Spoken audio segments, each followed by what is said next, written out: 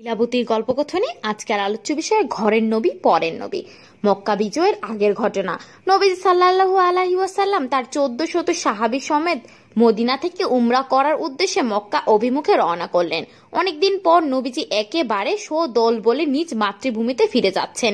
অনেক বছর পরে মক্কার তৃষিত জনপদ আবার পেতে যাচ্ছে আল্লাহ রাসূল সাল্লাল্লাহু আলাইহি ওয়াসাল্লামের পদধূলি। শুধু নবীজিই নন, অনেক সাহাবী যারা একদিন তিরস্কৃত হয়েছিলেন নিজেদের জনপদে প্রবল পরাক্রমে, যাদেরকে উৎখাত করা হয়েছিল, যারা একদিন পেছনে রেখে এসেছিল আত্মার সকল সম্পর্ক ছিন্ন করেছিলেন বংশীয় সকল বন্ধন, তারাও আজ ফিরে যাচ্ছেন তাদের পিতৃভূমিতে। আল্লাহর পবিত্র ঘর তাওয়াফের সুযোগ এবং জন্মভূমির জন্য নারীর অপার্থিব টান দুটোর সম্মিলিত আনন্দে যেন মাতোয়ারা সকলের মন। সবকিছু ঠিক মতোই এগুচ্ছিল, কিন্তু মাঝপথে বাদ সাধল মক্কার কাফিরেরা। তারা ভাবল, মোহাম্মদ যদি কোনোভাবে একেবার মক্কায় ঢুকে পড়ে তাহলে তাকে নতুন করে উচ্ছেদ করা হয়তো আর কখনোই সম্ভব হবে না, যেখানে হয়তো তার সঙ্গী সাথীদের নিয়ে গড়ে তুলবেন নতুন কোনো সৈন্যবাহিনী, যা দ্বারা তিনি মক্কা দখল করে ছাড়বেন। এহেন সংখ্যা থেকে মক্কার কাফিরেরা নবীজি সাল্লাল্লাহু আলাইহি ওয়াসাল্লাম এবং সাহাবীদের দলটাকে মক্কায় ঢুকতে না দেওয়ার ব্যাপারে দৃঢ় অবস্থান গ্রহণ করলেও তারা মাঝপথে মুসলিমদের পথ অবরোধ করে বসলো এবং তাদের পক্ষ থেকে জানানো হলো যে নবীজি সাল্লাল্লাহু আলাইহি ওয়াসাল্লামকে তারা কোনোভাবে মক্কায় ঢুকতে দেবে না, এর জন্য যা করতে হয় করবে। সাহাবীদের নিয়ে নবীজি তখন হুদাইবিয়া নামক মরুভূমির একটি উপকণ্ঠে অবস্থান করছিলেন। মক্কার কাফিরদের পক্ষ থেকে বাধাগ্রস্ত হয়ে তিনি সেখানেই আপাতত যাত্রা বিরতি টানলেন, তো তাঁবু টেনে নিলেন সকলের বিশ্রামের জন্য। সাহাবীদের মধ্যে থেকে উসমান রাদিয়াল্লাহু আনহুকে নবীজি সাল্লাল্লাহু আলাইহি ওয়াসাল্লাম মক্কায় পাঠানোর জন্য মনস্থির করলেন। শত্রু শিবিরে উসমান রাদিয়াল্লাহু আনহুকে পাঠানোর উদ্দেশ্য হলো এই মক্কায় যে সকল সম্ভ্রান্ত বংশ রয়েছে, উসমান রাদিয়াল্লাহু আনহু তেমন একটা বংশের প্রতিনিধি। তার ওপর উসমান রাদিয়াল্লাহু আনহুর ব্যবসায়িক সম্পর্ক এবং অন্য অনেক কারণে মক্কার লোকেরা তখনও তাকে সম্মানের চোখে দেখত। এমন বিপদসংকুল শত্রুর ডেরায় পা রাখার জন্য তাই উসমান রাদিয়াল্লাহু আনহুর চাইতে উপযুক্ত কেউ তখন নবীজি সাল্লাল্লাহু আলাইহি ওয়াসাল্লামের সামনে ছিল না।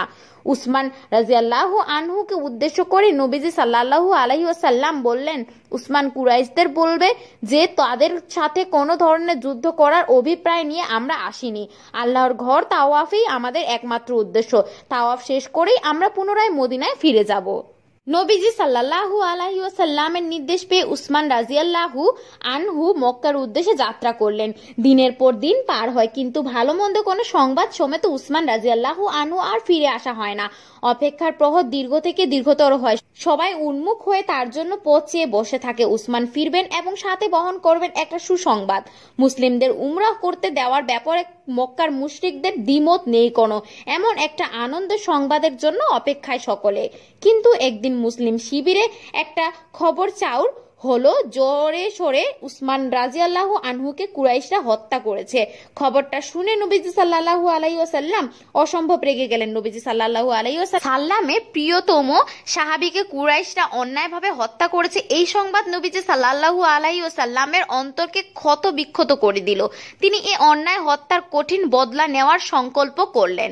গর্জে উঠলেন তিনি এবং সকল সাহাবীকে একত্র করে বললেন, উসমানকে অন্যায়ভাবে হত্যার যথাযথ বদলা নেওয়া হবে। যুদ্ধের মাধ্যমে একটা বিহিত না করে আমরা ময়দান ছাড়ছি না। সাথে কোনো যুদ্ধাস্ত্র নেই, কিন্তু নবীজি সাল্লাল্লাহু আলাইহি ওয়াসাল্লামের আহ্বানে মুসলিম শিবিরের সকলে যুদ্ধের জন্য প্রস্তুত। তারা একে একে বাইয়াত গ্রহণ করতে লাগলো নবীজি সাল্লাল্লাহু আলাইহি ওয়াসাল্লামের হাতে। আসন্ন যুদ্ধের ফয়সালা যাই হোক, তাদের প্রিয়তম সাথীকে হত্যা করে যে ধৃষ্টতা মক্কার মুশরিকরা দেখিয়েছে তার উপযুক্ত জবাব না দিলে তারা শান্তি পাবে না।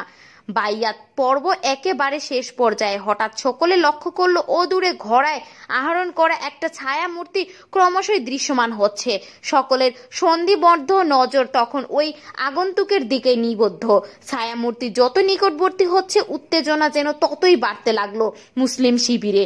আস্তে আস্তে ছায়া মূর্তিটা মুসলিমদের তাঁবুর একেবারে নিকটে চলে এসে সকলে বিস্ময়ে হতবাক হয়ে গেল। এই যে উসমান রাদিয়াল্লাহু আনহু, কি আশ্চর্য! যার হত্যার প্রতিশোধ নিয়ে মুসলিমরা প্রায় বেরিয়ে পড়েছিল, সেই মানুষটা জলজ্যান্ত এখন তাদের সম্মুখে উপবিষ্ট। তবে কি একটা গুজবের ধোকায় পড়তে যাচ্ছিল মুসলিম বাহিনী। সে যা হোক, উসমান রাজিয়াল্লাহু আনহুর বেঁচে ফিরে আসরা মুসলিম শিবিরে খুশির বন্যা বইয়ে দিল। যাকে হারানোর ব্যথায় তারা কাতর হয়ে পড়েছিল তার অপ্রত্যাশিত আগমনে, তাই তারা যার পরনাই আনন্দিত। কিন্তু কুরাইশদের কাছ থেকে কোনো ভালো সংবাদ বহন করে আনেননি উসমান রাজিয়াল্লাহু আনহু। তিনি জানালেন, কুরাইশরা তাদের দাবিতে একাট্টা।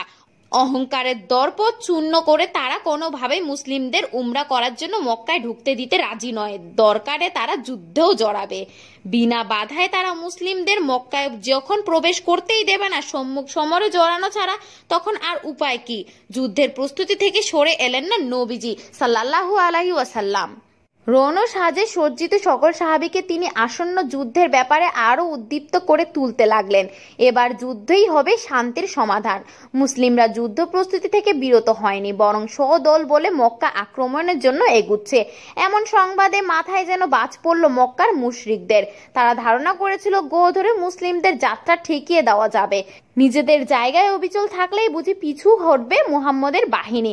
কিন্তু ঘটনা যখন হিতে বিপরীত হয়ে দাঁড়ালো, মুসলিমরা যখন বিপুল বিক্রমে মক্কা আক্রমণের বাসনা নিয়ে আগাতে প্রস্তুত, মুশরিক শিবিরে তখন হানা দিয়েছে ভয়ের দারুণ বিভীষিকা। মুসলিম শিবিরে যখন বেজে উঠল যুদ্ধের দামামা, তখন ভীত শঙ্কিত হয়ে পড়ল মক্কার হত্যা কর্তারা। পূর্ব অভিজ্ঞতা সাক্ষ্য দেয়, যুদ্ধের ময়দানে মুসলিমেরা যে কতটা নির্ভীক আর দুঃসাহী তা কুরাইশদের চাইতে ভালো আর কেউ জানে না। সুতরাং যে কোনো প্রকারেই হোক আসন্ন যুদ্ধটাকে থামাতে হবে। যুদ্ধ থামানোর এখন একটাই পন্থা, মুসলিমদের সাথে একটা সমঝোতা চুক্তিতে চলে যাওয়া। কুরাইশেরা সে পথেই অগ্রসর হলো। তাদের পক্ষ থেকে একজন দূত নিযুক্ত করে তাকে পাঠানো হলো মুসলিমদের কাছে। সেবার কুরাইশেরা যে সন্ধি চুক্তি তৈরি করেছিল, সেই সন্ধি চুক্তিতে তারা খুব স্পষ্ট করেই লিখেছিল, মুসলিমরা এ বছর কোনো অবস্থাতেই উমরা করার জন্য মক্কায় প্রবেশ করতে পারবে না। তারা যেখানে অবস্থান করছে সেখান থেকে সদল বলে তাদেরকে মদিনায় ফেরত যেতে হবে। তবে হ্যাঁ, আগামী বছর মুসলিমরা উমরা করার জন্য মক্কায় প্রবেশ করতে পারবে। তখন তাদেরকে কুরাইশদের পক্ষ থেকে কোনো প্রকার বাধা দেওয়া হবে না। কুরাইশদের এই প্রস্তাবে সম্মত হলেন নবীজি সাল্লাল্লাহু আলাইহি ওয়াসাল্লাম। তিনি ভাবলেন, যেহেতু যুদ্ধ করার জন্য প্রকৃতভাবে মুসলিমরা এখানে আসেনি, তাই এই মুহূর্তে যুদ্ধ না করে ফিরে যাওয়াটাই হবে অধিকতর কল্যাণের। কারণ ব্যক্তিগত সুরক্ষার তাগিদে কষবদ্ধ কিছু তালোয়ার ছাড়া যুদ্ধ করার মতো আর কোনো অস্ত্রই তাদের হাতে মজুদ নেই। একে তো অস্ত্র সংকট, দ্বিতীয়ত যুদ্ধ প্রস্তুতি বলতে ঠিক যা বোঝায় তার শূন্যতা। নবীজি সাল্লাল্লাহু আলাইহি ওয়াসাল্লাম ঠিক করলেন, যুদ্ধ না করে তিনি বরং ফিরেই যাবেন। তিনি আলী রাজিয়াল্লাহু আনহুকে একটা সন্ধিপত্র তৈরির আদেশ দিলেন। সন্ধিপত্র তৈরির কাজে লেগে গেলেন আলী রাজিয়াল্লাহু আনহু। একেবারে শুরুতেই তিনি লিখলেন, আল্লাহ রাসূল মুহাম্মদ সাল্লাল্লাহু আলাইহি ওয়াসাল্লামের তরফ থেকে কুরাইশদের প্রতি, আল্লাহ রাসূল মুহাম্মদ সাল্লাল্লাহু আলাইহি ওয়াসাল্লামের তরফ থেকে কুরাইশদের প্রতি। এমন স্বীকৃতি মেনে নেওয়া কুরাইশদের পক্ষে আদৌ কি সম্ভব? মুশরিকরা প্রাণ থাকতে এই স্বীকৃতি মানতে নারাজ। তারা মানলেও না। কুরাইশ শিবির থেকে আপত্তি এলো। তারা বলল, আমরা তো মুহাম্মদ সাল্লাল্লাহু আলাইহি ওয়াসাল্লামকে নবী বলে স্বীকার করি না। যেখানে তাকে আমরা নবী হিসেবেই মানি না, সেখানে চুক্তি তাকে নবী হিসেবে স্বীকৃতি দেওয়ার তো প্রশ্নই উঠে না। কুরাইশদের দ্বিমতকে আমলে নিলেন নবীজি সাল্লাল্লাহু আলাইহি ওয়াসাল্লাম। সন্ধিনামাটা এই মুহূর্তে তার কাছে অত্যন্ত গুরুত্বপূর্ণ। তাই নবী হিসেবে স্বীকৃতি দেওয়া না দেওয়া দোহাই দিয়ে কুরাইশরা এই সন্ধিনামা থেকে দূরে সরে যাক, নবীজি সাল্লাল্লাহু আলাইহি ওয়াসাল্লাম তা চাননি। তিনি আলী রাদিয়াল্লাহু আনহুকে ডেকে বললেন, আলী, যেখানে আল্লাহর রাসূল শব্দ দুটি সেগুলো কেটে দাও, সেখানে লেখো আব্দুল্লাহর পুত্র মুহাম্মদের তরফ থেকে। আল্লাহর রাসূল শব্দদ্বয় সন্ধিনামার কাগজ থেকে মুছে দেবেন এমন ধৃষ্টতা কিভাবে করবেন আলী রাদিয়াল্লাহু আনহু? হৃদয়ের প্রতিটা বন্দরে যার স্বীকৃতি টানানো, শরীরের শিরা উপশিরায় যিনি আল্লাহর প্রেরিত রাসূল হিসেবে প্রতিষ্ঠিত, সেই মানুষটার স্বীকৃতি নিজ হাতে কাগজ থেকে মুছে দেওয়ার দুঃসাহস কি আলী রাদিয়াল্লাহু আনহু করতে পারেন? না, তিনি পারেননি। প্রাণ থাকতে এই কাজ তাকে দিয়ে হবে না। সম্ভবত এই প্রথম নবীজি সাল্লাল্লাহু আলাইহি ওয়াসাল্লামের কোনো আদেশের বিপরীতে তাকে না বলতে হচ্ছে। ভীষণ বিষণ্ণ চেহারা নিয়ে তিনি বিনীত গলায় নবীজি সাল্লাল্লাহু আলাইহি ওয়াসাল্লামকে বললেন, আমাকে ক্ষমা করুন ইয়া রাসূলুল্লাহ, আপনি আল্লাহর রাসূল, এটা হৃদয়ের সবটুকু দিয়ে বিশ্বাস করি এবং আমি তো তাই করব। যে মর্যাদা আপনাকে আল্লাহ সুবহানাহু ওয়া তাআলা দান করেছেন, সেই মর্যাদার স্বীকৃতি আলী হাত দিয়ে কর্তন করবে এমন ধৃষ্টতা দেখাতে আমাকে অনুরোধ করবে না। আলী রাদিয়াল্লাহু আনহুর ভালোবাসা আর বিশ্বাসের শক্তিটুকু অনুধাবন করতে পারলেন নবীজি সাল্লাল্লাহু আলাইহি ওয়াসাল্লাম। তিনি মৃদু হেসে বললেন, এই শব্দগুলো কোথায় লেখা আছে আমাকে একটু দেখাও, আমি নিজ হাতে তা মুছে দিচ্ছি। যেহেতু মুহাম্মদ সাল্লাল্লাহু আলাইহি ওয়াসাল্লাম লেখা পড়তে জানতেন না, সুতরাং সন্ধিনামা থেকে নিজের নাম মুছতে হলে কেউ একজনকে তা দেখিয়ে দিতে হবে। আলী রাদিয়াল্লাহু আনহু নবীজি সাল্লাল্লাহু আলাইহি ওয়াসাল্লামকে শব্দ দিয়ে দেখিয়ে দিলে তিনি নিজ হাতে তা মুছে দেন। সেদিন মুসলিম এবং কুরাইশদের মাঝে সুরক্ষিত হলো ঐতিহাসিক হুদায়বিয়ার সন্ধি। চুক্তির কাজ সম্পূর্ণ হলো। চুক্তির শর্ত মোতাবেক মুসলিমদের এবার ঘরে ফিরতে হবে। তারা এবছর উমরা করতে পারবে না। অনেক বছর পরে নিজেদের মাতৃভূমি আল্লাহর ঘর তাওয়াফের একেবারে কাছাকাছি এসে বিফল মনোরথে ফিরে যেতে হচ্ছে। এই বেদনা অনেক সাহাবীকে আহত করলো। এই স্বপ্নটাকে ঘিরে তাদের কত জল্পনা কল্পনা ছিল, কত স্বাদ আর অভিলাষ ছিল। লাব্বাইক শব্দে কাবা প্রাঙ্গণ মুখরিত করার লালিত স্বপ্নকে আরো প্রলম্বিত হতে দেখে স্বাভাবিকভাবেই তাদের সকলের মন খারাপ। যদিও নবীজি সকলের মনের অবস্থা বুঝতে পারলেন, কিন্তু আপাতত ফিরে যাওয়া ছাড়া ভিন্ন কোনো পথ যে সামনে খোলা নেই তার। হয়তো সাময়িক বেদনায় আহত হৃদয়, কিন্তু ভবিষ্যতের বড় অর্জনের জন্য এই বেদনাকে আকণ্ঠ পান করা ব্যতীত উপায় কি? কাবার উপকণ্ঠে এসে কাবা তাওয়াফ করতে না পারার বেদনা নবীজি সাল্লাল্লাহু আলাইহি ওয়াসাল্লামেরও কি কম? সবাইকে উদ্দেশ্য করে নবীজি বললেন, সন্ধির সত্য অনুযায়ী আমরা এবছর উমরা করতে পারবো না, আমাদেরকে ফিরে যেতে হবে মদিনায়। যদিও উমরা না সেরেই আমরা ফেরত যাচ্ছি, তারপরও আমাদের সঙ্গে করে নিয়ে আসা কুরবানির পশু জবাই থেকে শুরু করে উমরার যাবতীয় করণীয় আমরা এখানেই হুদায়বিয়ার প্রান্তরে সম্পূর্ণ করে যাব। উমরার যাবতীয় করণীয় বলতে পশু কুরবানি দেওয়া আর নিজেদের মাথার চুল কামিয়ে ফেলা। নবীজি সাল্লাল্লাহু আলাইহি ওয়াসাল্লাম সাহাবীদের আহ্বান করলেন যেন সবাই সাথে করে আনা নিজ নিজ পশু জবাই দিয়ে দেয় এবং নিজেদের চুল কামিয়ে ফেলে।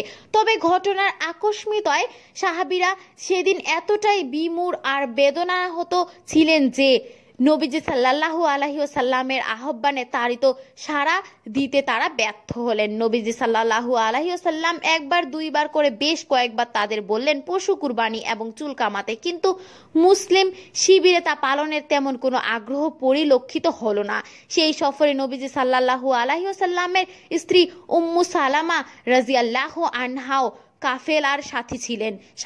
সাহাবীদের বিমূঢ় বিহ্বল অবস্থা বুঝতে পেরে নবীজি নিজের তাঁবুতে ফিরে ঘটনার আদ্যোপান্ত বর্ণনা করলেন স্ত্রী উম্মু সালামা রাদিয়াল্লাহু আনহার কাছে। সাহাবীরা যে অধিক মনোকষ্টে তার আদেশ মানতে পারছে না তাও জানালেন।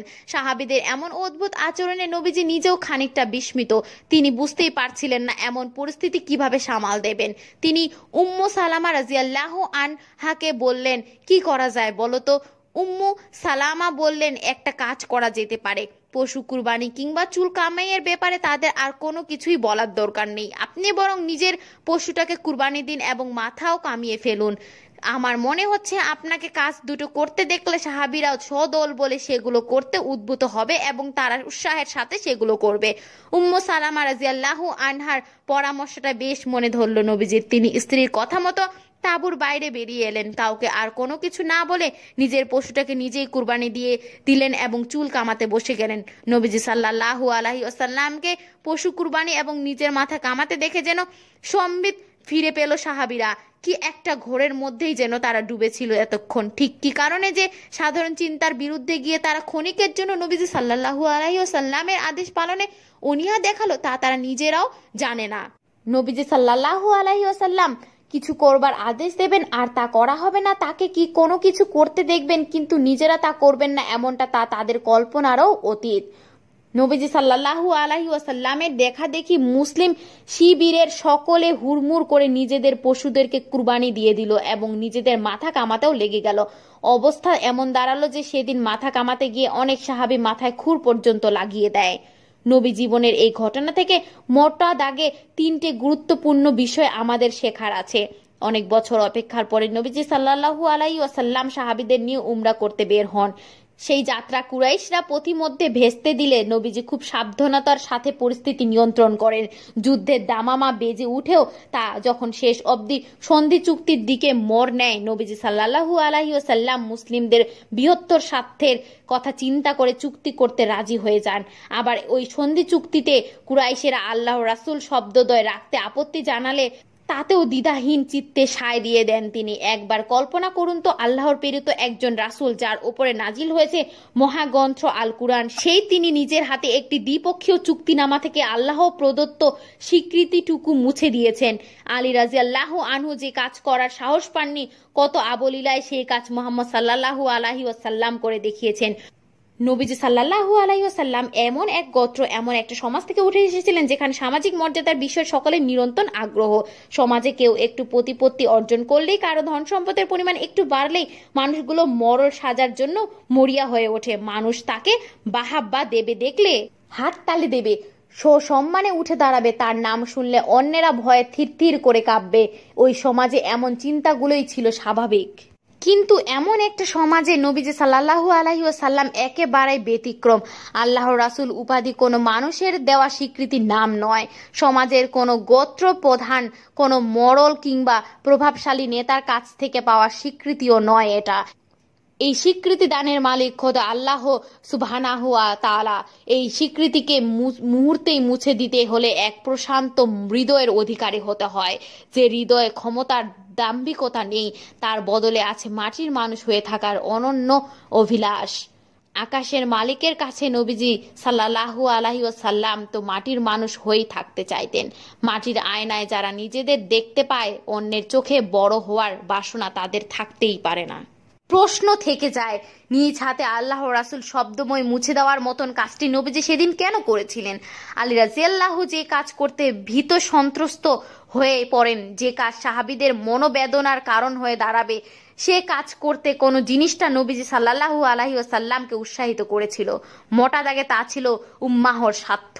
নবীজি হুদায়বিয়ার প্রান্তরে দাঁড়িয়ে সেদিন অনুভব করেছিলেন কুরাইশদের সাথে এমন একটা সন্ধি জরুরি, যা মুসলিমদের জন্য মক্কায় প্রবেশের আবদ্ধ সুযোগ তৈরি করবে, যে সন্ধি মুসলিমদের জন্য ঢাল হিসেবে কাজ করবে এবং মদিনার সাথে মক্কার তৈরি হবে একটা নিরবচ্ছিন্ন যোগাযোগ। ইসলামের সামগ্রিক প্রচার এবং প্রচারের তাগিদেই এমন একটা সন্ধি হওয়া ভীষণ দরকারি। উম্মাহর বৃহত্তর কল্যাণের সামনে নবীজির নিজের স্বীকৃতি কিংবা সাহাবীদের সাময়িক মন খারাপকে বড় করে দেখেননি। একজন সত্যিকার নেতার যেমন আবেগ থাকবে, তেমনি বিবেকের জায়গাতেও তাকে পোক্ত হতে হবে দারুণভাবে। নবী জীবনের অনেক ঘটনায় আমরা তার আবেগ ঘন অনুভূতির অপূর্ব সব বর্ণনা দেখতে পাই, কিন্তু হুদায়বিয়ার সন্ধিতে আমাদের সামনে উপস্থিত ভিন্ন মেজাজের মুহাম্মদ সাল্লাল্লাহু আলাইহি ওয়াসাল্লাম, সেদিন তার কাছে আবেগ নয়, বাস্তবতার মূল্যই সর্বাধিক। একজন সত্যিকার দূরদর্শী নেতাকে এমনই হতে হয়, তাকে বুঝতে হয় কখন আবেগকে আর কখন বিবেককে প্রাধান্য দিতে হয়। কুরাইশদের সাথে হওয়া ওই সন্ধি চুক্তি দেখলে মনে হতে পারে যে সন্ধির সকল শর্ত বুঝি মুশরিকদের অনুকূলে, কিন্তু উমরা না করে ফেরত যাওয়া এবং আপাত প্রতিকূলে থাকা শর্তগুলো মেনে নিয়ে সন্ধিপত্র করাটা যে নবীজি সাল্লাল্লাহু আলাইহি ওয়াসাল্লামের জীবনের এক যুগান্তকারী পদক্ষেপ ছিল, সেই স্বীকৃতি আমরা কুরআন থেকেই পাই। স্বয়ং আল্লাহ সুবহানাহু ওয়া তাআলা এই সন্ধিকে কুরআনে উল্লেখ করেছেন স্পষ্ট বিজয়ী বলে। নবীজি সাল্লাল্লাহু আলাইহি ওয়াসাল্লামের এই ত্যাগ এবং সিদ্ধান্ত থেকে আমরা যা শিখতে পারি তা হলো, দিনের পথে হাঁটতে গিয়ে যখন ব্যক্তি স্বার্থ আর দিনের স্বার্থ মুখোমুখি এসে দাঁড়াবে, আমরা যেন তখন দিনের স্বার্থটাকেই সর্বাগ্রে প্রাধান্য দেই। এই ঘটনায় সবচেয়ে বিস্ময়কর তা হলো একেবারে নিরস্ত্র কোন যুদ্ধ প্রস্তুতি ব্যতীতই কেবল নবীজি সাল্লাল্লাহু আলাইহি ওয়াসাল্লামের একটা আহ্বান গোটা মুসলিম শিবিরকে কুরাইশদের বিরুদ্ধে এক অসম যুদ্ধে জড়িয়ে পড়তে উদ্বুদ্ধ করে তুলেছিল। কুরাইশদের শক্তি, সামর্থ্য এবং অস্ত্রশস্ত্র সম্বন্ধে তাদের অভিজ্ঞতা কোনো অংশেই কম ছিল না। মদিনা থেকে বহু দূরের প্রান্তরে এসে সশস্ত্র শত্রুর বিরুদ্ধে একেবারে নিরস্ত্র অবস্থায় যুদ্ধে জড়াতে গেলে যে সাহস, যে শক্তি, যে অনুগত্য এবং সর্বোপরি আল্লাহর ওপর যে পরিমাণ তাওয়াক্কুল দরকার, তা সাহাবীরা সেদিন সফলতার সাথে প্রদর্শন করেছিলেন। জান বাজি রেখে কুরাইশদের বিরুদ্ধে যুদ্ধে নেমে পড়বার মতো এক অসীম সাহসের পরিচয় সেদিন তারা দিয়েছিলেন পৃথিবীর ইতিহাসকে। একজন নেতার একটা আহ্বানে এমন নিরস্ত্র অবস্থায় শত্রুর ডেরায় ঢুকে শত্রু মোকাবেলার যে প্রতিজ্ঞা নেওয়ার দৃশ্য, তার রূপকথাতেও বেমানান লাগতে পারে। নবীজি সাল্লাল্লাহু আলাইহি ওয়াসাল্লাম সাহাবীদের সেভাবেই গড়ে নিয়েছিলেন। নেতা হিসেবে যে চমৎকার গুণাবলীর অধিকারী হলে অনুসারীরা নেতার কথায় আগুনে ঝাঁপ দিতেও কুণ্ঠা বোধ করে না, নবীজি সাল্লাল্লাহু আলাইহি ওয়াসাল্লামের মধ্যে তার ষোলকণা পূর্ণ ছিল। কোন রূপকথা কিংবা অতিলৌকিক গল্প নয়, এটা একেবারে নিরেট বাস্তব জীবনের সত্য ইতিহাস। আরও যে গুরুত্বপূর্ণ বিষয় আমরা এই ঘটনা থেকে শিখতে পারি তা হলো নবীজি সাল্লাল্লাহু আলাইহি ওয়াসাল্লামের চিন্তা এবং পরামর্শ গ্রহণের উদারতা। খেয়াল করে দেখুন, যখন সাহাবীরা নবীজির কথায় কর্ণপাত করছিলেন না, তখন তিনি দৌড়ে তার স্ত্রী উম্মু সালামা রাদিয়াল্লাহু আনহার কাছে ছুটে গেলেন, তার কাছে পরিস্থিতি বর্ণনা করে পরামর্শ চাইলেন এবং তার পরামর্শ মেনে কাজও করলেন। আমরা যারা পরিবারের হর্তাকর্তা আছি, আমরা অনেক সময় ভাবি আমাদের ঘরের মহিলারা গুরুত্বপূর্ণ সিদ্ধান্তগুলোতে মতামত দেওয়ার যোগ্য নয়। আমাদের ধারণা তাদের সাথে পরামর্শ করে কাজ করা মানে কেবল সময়ের অপচয়, কিন্তু এটা আদৌ ঠিক নয়। জগতের সর্বশ্রেষ্ঠ যে মানুষ, তিনিও পরামর্শের জন্য স্ত্রীর কাছে ছুটে গিয়েছিলেন। স্ত্রীর কাছে সংকোচ না রেখে পরিস্থিতি বর্ণনা করে পরামর্শ চেয়েছেন এবং স্ত্রীর পরামর্শকে গুরুত্ব দিয়ে সে মোতাবেক কাজও করেছেন। জীবনের চলতি পথে আমাদেরও কি উচিত নয় সেই মহামানবের পদাঙ্ক অনুসরণ করা? আমাদের চারপাশ এবং চারপাশের মানুষগুলোকে সেভাবে মূল্যায়ন করা কি দরকার নয় যেভাবে মূল্যায়ন করেছেন নবীজি সাল্লাল্লাহু আলাইহি ওয়াসাল্লাম? সাংসারিক জীবন হোক কিংবা কর্মজীবন, স্ত্রীদের সাথে সলা পরামর্শ করতে আমরা সংকোচ করব না। এই শিক্ষাটাও নবী জীবনের এই ঘটনা আমাদের শিখিয়ে যায়। বইটি অনেক ভালো। বইটির পারচেস লিঙ্কটি ডিসক্রিপশন বক্সে দেওয়া আছে। আর রকমারি থেকে বই কিনলে পাবেন আপ টু 40% ডিসকাউন্ট। রিফান্ড লিঙ্কটিও ডিসক্রিপশন বক্সে দিয়ে দিয়েছি। আর আমার চ্যানেলটি সাবস্ক্রাইব করতে ভুলবেন না।